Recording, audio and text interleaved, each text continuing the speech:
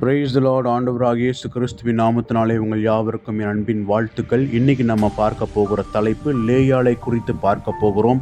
ஆதியாகமம் 29:31.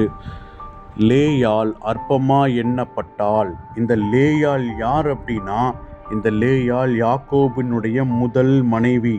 இந்த லேயாள் லாபானுக்கு தலைப்பிள்ளை. இந்த லேயாள் தன்னுடைய சகோதரியாகிய ராகேலுக்கு மூத்த சகோதரியாயிருந்தாள். இதை பற்றி நம்ம எல்லாத்துக்கும் தெரியும்.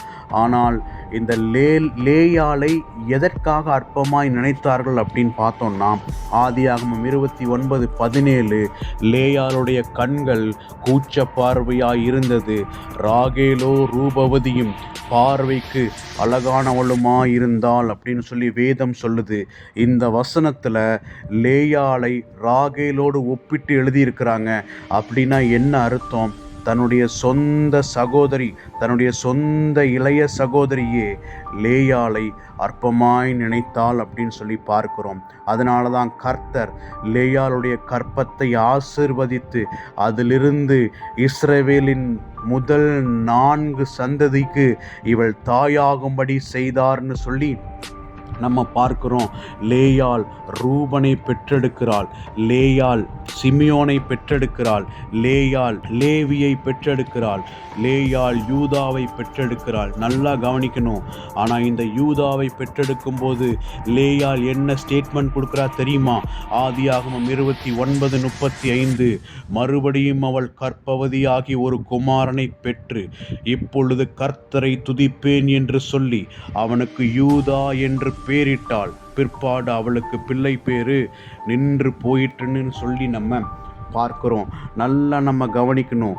நம்மை ஒருத்தங்க அற்பமாக என்னை நினைக்கிறாங்க அப்படின்னா நமக்கு இரட்டத்தனையான பலன் வராது, நமக்கு பலன் 4 மடங்காய் வரும் அப்படின்னு சொல்லி இந்த வசனத்தின் மூலம் நமக்கு தெரிய வருகிறது. இந்த யூதா கோத்திரத்திலிருந்து தான் ஆண்டவராகிய இயேசு கிறிஸ்து பிறக்கிறார் அப்படின்னு சொல்லி நமக்கு நல்லா தெரியும்.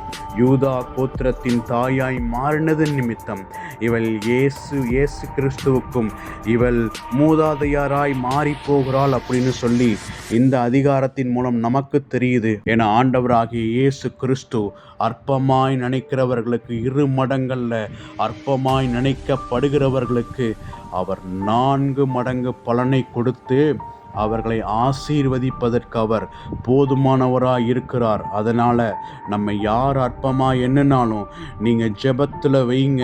அற்பமாக எண்ணப்பட்டது நிமித்தம் உங்கள் முகத்தை கற்பாறையாக்குங்கள்.